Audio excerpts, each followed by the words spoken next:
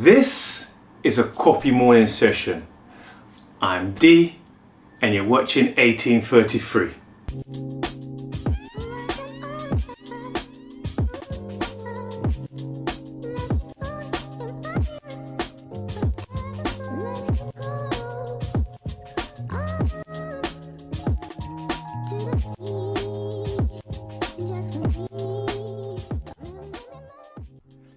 What's going on? What's going on, people? How you doing? How you looking? How you feeling? Hope the answer to that is all good, amazing, fantastic. So, coffee morning session. Today I've got with me Chairman's Reserve Rum. In today's coffee morning session, I'm going to go on a meandering conversation around some of the migrant protests that have been happening in the UK during the summer. But before I move on to that, I want to cover, I'm not going to go into too much detail, I just want to cover a few bits. But before I get into that, I just wanted to know what's happening with Lluigi Mangione. Like, he was arrested earlier this year for killing the American Health CEO in New York. And I don't think there's been a trial date set yet. Definitely not on trial now. And there's not been a trial date set yet. So I just want to know what's happening there. Yeah, I don't know what's going on there. So if anyone knows, wants to share, yeah, it's one of those ones that's gone quiet over the last few months. So a few things I wanted to share about these riots. My thoughts about the riots are it's just another squirrel moment that those who have real power. And it's the only lever it's the main lever, maybe not only, but definitely the main lever that those in control, those in power, always pull when things are not going their way. And it's the lever of squirrel, look over there, blame them. And the blame them is always, and I don't understand how people fall for the blame them, to be honest with you, because the blame them is always a minority. It's always a small amount of these people who the media, the news, the politicians get to focus on when the real crime has been happening over there. And so right now it's, and the reason why it's not even the first time, the reason why I'm just understand that people keep falling for it, because it's not even a new set of people. Sometimes the set of people changes. So sometimes it's trans people, sometimes it's gay people, sometimes it's whoever. But more often it comes back over and over again, migrants. Migrants always come. It's a recurring theme. You'll see, if you look back through the news, you'll see every X years there's a blame the migrants, blame migrants for these things, blame the migrants for that thing. And it's usually when something else is happening, when something else in the economy, something else in politics is not quite going right, the focus gets shifted onto people who migrate to the country. It's like, oh, it's these guys' fault. So in the UK at the moment, like in most countries, like most Western countries, economically things ain't going well. People are working harder for less money, people are finding it hard. Look, I got a friend, I'm gonna hopefully get him onto the show next week. And he's been established, been working for a long time, been banking for a long time, was working in Europe, has come back to the UK and found it tough. I know people that have worked with my company over the last couple of years, last 2 years, 18 months or so, they've done a lot of redundancies, and I know a lot of people it's taken them 6 months, 12 months, 18 months to find work. So the economy's not doing well. There's not a lot of jobs out there, and the jobs out there are paying low. You know, when I look online to see what my role is, if I want to leave my company, what I can expect to get, a lot of companies are lowballing. Like, where even if I wanted to leave my company and go elsewhere, it's like I couldn't do it for the finances because I just wouldn't make sense. So those are problems we're facing in a lot of Western countries, but specifically England is what I'm talking about, UK. And we're now being told to look at migrants coming over on a boat because they're fleeing. Because they're fleeing wherever country coming from, wherever they're going, coming from, wars, whatever. We bomb them or being involved in them getting bombed. Or just want a better life, and what's wrong with that? Whole migration is all about wanting a better life.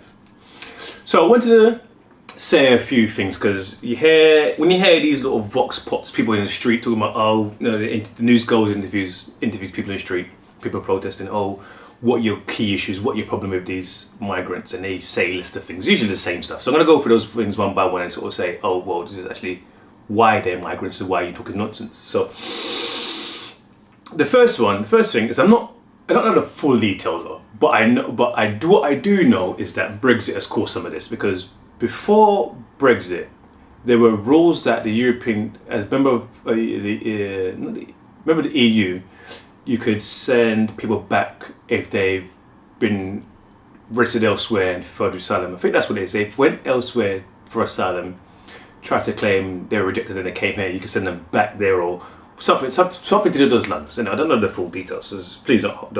I don't know everything, but I know more than the average. When you leave Brexit, those agreements no longer exist. So that's a fault of why some people still can come here. The reason why people come here is because we have spent, if you pass to one side about things like wars and that sort of thing, the West, namely America and UK, spend a lot of time going to countries telling people how great we are. We go and enforce ourselves on them. So we talk about how great we are. We force people to speak English because English is the language of business. We sell them and export British English speaking TV, movies, music. So a lot of people learn English as a second language, not French, Italian or Spanish. So if you're fleeing a country and you think to yourself, you know what? Where am I going to go? I'm going to go somewhere I think I'm kind of familiarized myself with, because I kind of know what their country is like, because I see their countries on TV all the time, so I kind of get an idea what they're like. But also I kind of know the language because I watch their TV all the time. So that's another reason why they come over. Why they come over to our countries? Well, we go and promote how great we are to their countries. So you create that draw factor. Okay. So that's the why. And then, okay, the next thing that comes up, oh, why don't they just do it the legal right and then apply for it in their countries? Well, they don't apply for it in their countries, apply for status and what have you in their countries, because there is no way to apply for these things in their countries. There is no embassies, there is no process, there are no ways to apply for asylum in home countries or other countries, because the governments of the past have stopped those things. So the only way they can apply for asylum is by coming to the UK, turning up here, and applying for asylum when they get here. The term illegal migrants is a term that I hate when the news uses, because it's not illegal. Them coming here the way they do is not what makes them illegal. It's not a thing. Overstaying your visa is illegal. Staying when you've been told to leave makes you illegal, but coming the way you come isn't in itself illegal, because you're coming as refugees, you're coming as migrants, coming to fleeing. So then there's a process for that. So they come here, the way they come is not illegal because they're coming as migrants, coming as refugees.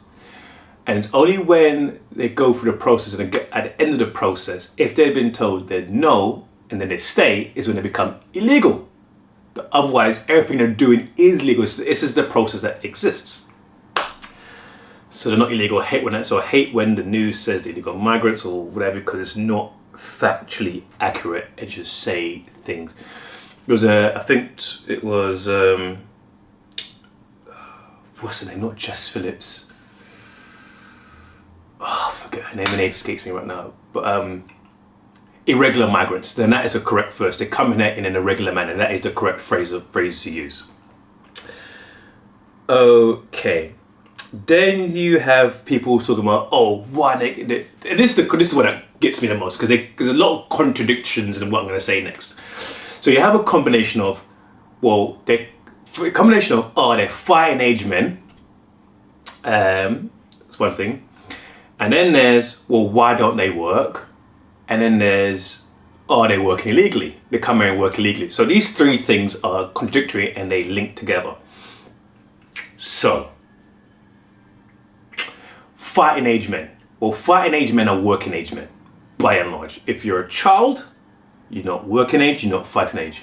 And if you're a senior, you're not working age, you're not fighting age. There's probably a grey area there. If you're over 50 or so, you might be working age, but not be fighting age. But the core of it, the 18 to say 45 to 50, if you're working age, you're also fighting age. So if you're saying that they can't, if you're saying they're not working, then you can't also say that they're fighting age, because you want one and not the other. The two things are the same. Does that make sense?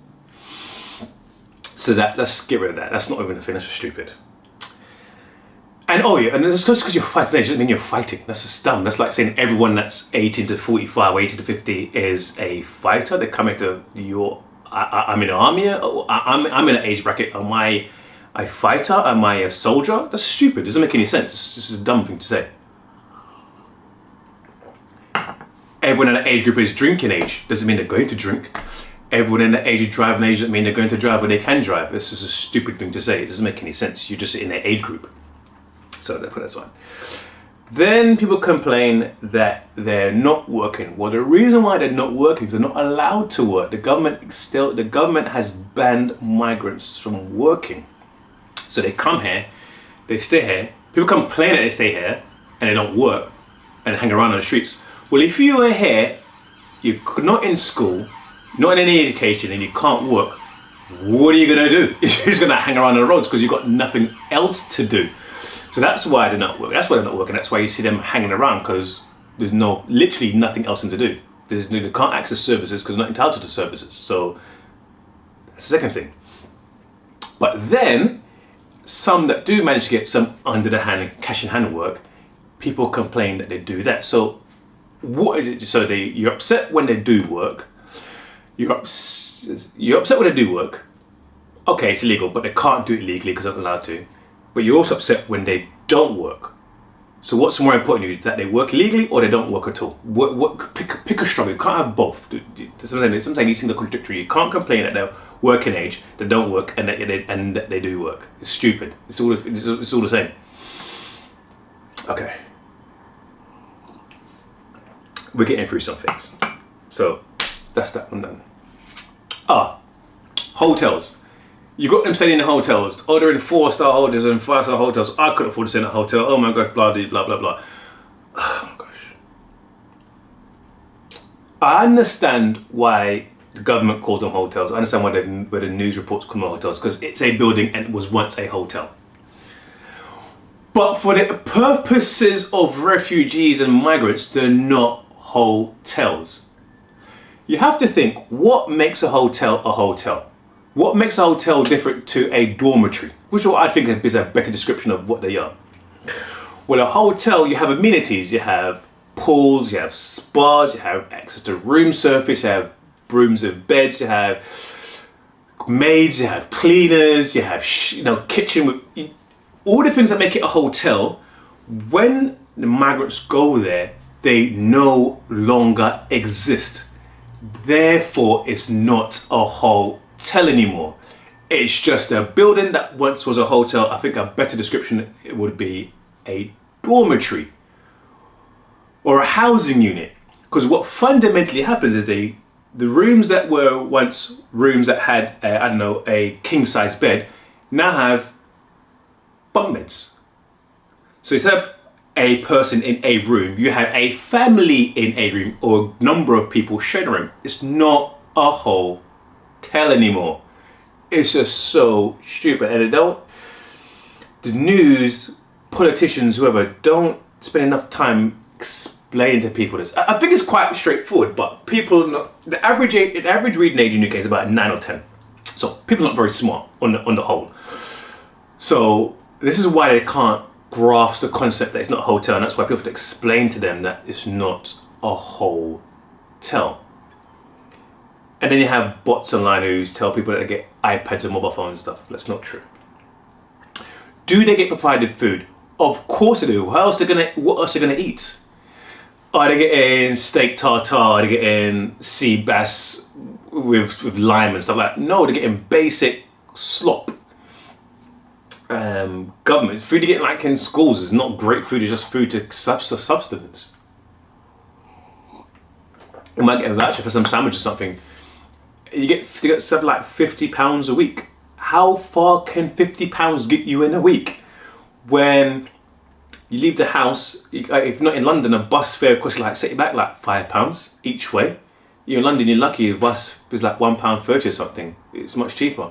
So, you leave the house a couple of times in a week to go explore where area you live in, and that £50 you got is finished. Let alone, I've not even bought myself some water, some deodorant, some shampoo, a snack, because I'm not getting food. I get food at certain times. Or if I want a pack of crisps and I want something in between that, I'm not getting any of those. I've got to fend for those sort of things. I might need some baby formula. I might need a pair of whatever it is. I need some money. I'm not allowed to work. I need some money to survive. So hotels, not hotels. Okay, I got a list. I'm looking up here. Okay. This is the one that gets me the most. And it's funny. So this one is, what I'm going to say is not even on my list, but it's funny because a lot of these people who say, get my country, we come from, blah, blah, blah, will say that it's a Christian country and they go to church. Not actually, once they go to church, but they say they're Christian because they go Christmas and Easter and that sort of thing. But this is what the irony sets in, because these very people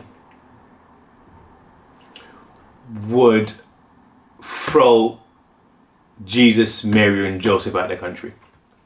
Because Jesus, Mary and Joseph were refugees. They left.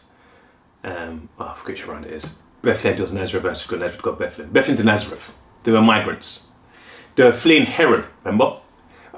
And I always say I should research a bit more. But I try to make this thing authentic. So I try to give you my experience of what I remember rather than what I've researched, because I want to represent what the average I think I'm not average, because like I said, the average reading age is 9, and I know my average reading age is higher than that.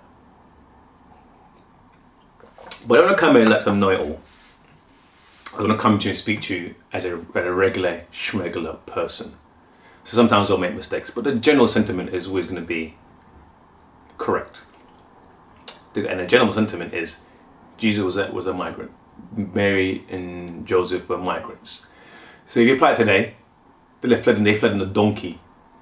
In today's world, they would have fled in a car or fled in a boat to come to the UK, and we would have put them in a hotel, and then people would have been burning their hotels down or smashing windows in a hotel saying, go back to where you come from. Jesus wouldn't exist in today's world based on the values that people, or some people in this country and in America and other countries as well have. Just hold that as a thought when you're having your Christmas dinner,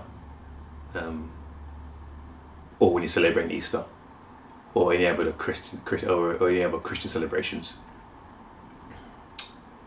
So the last one to get to you today was the flag, the cross of St. George, the St. George's flag. And again, it's ironic because the patron saint of England is a Turkish man of Palestinian descent who never ever came to England. As Kevin Samuels used to say, you can't make this shit up. And sometimes you really can't. St. George never came to England. St. George was Turkish. St. George's mother, I believe, was Palestinian. St. George was canonized because if I remember, and again, this is my memory, he refused to give up his religion and convert. That's why he was canonized as a saint.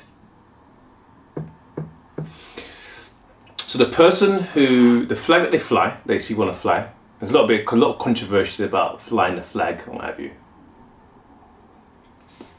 The flag of the person they want to fly, I don't think if they actually knew who this person was, they'd revere the flag as much as they do, because it goes against everything they think about the flag.